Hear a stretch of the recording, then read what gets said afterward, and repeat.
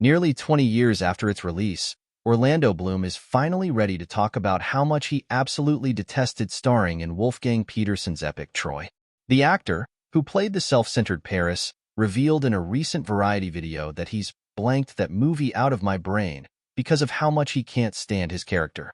So many people love that movie, but for me playing that character was just like slit's throat, Bloom said, making the motion with his hand. Am I allowed to say all of these things? I didn't want to do the movie. I didn't want to play this character.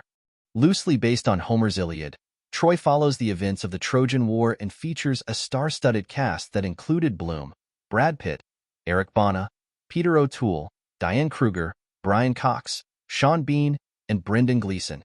It is Bloom's character who incites the war when he strikes up an affair with Queen Helen, Kruger, of Sparta, and then sneaks her aboard his ship home. While Bloom acknowledged that the movie itself was great, specifically shouting out Pitt, Bana, and O'Toole's performances, he admitted that it was difficult to play such a cowardly character. It was completely against everything I felt in my being.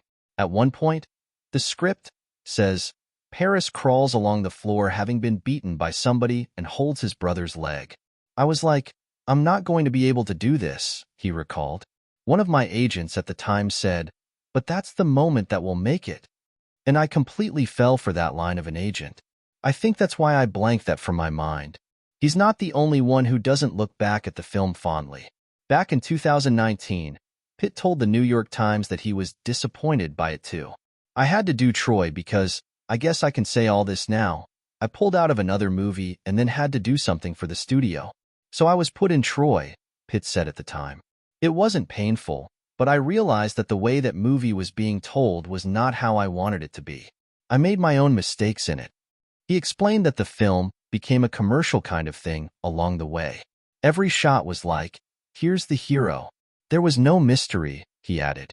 So about that time, I made a decision that I was only going to invest in quality stories, for lack of a better term. It was a distinct shift that led to the next decade of films. In Entertainment Weekly's review, critic Lisa Schwartzbaum described Troy as pageant-long but not deep, noisy but not stirring, expensive but not sumptuous. She also called out the film for stifling Bloom's performance, writing, as Paris, Bloom briefly reaches, Legolas-like, for a bow and arrow, but the gesture only draws attention to the cramped space in which the stirring young actor has to work, compared with what he could make of a well-handled quiver as an elf.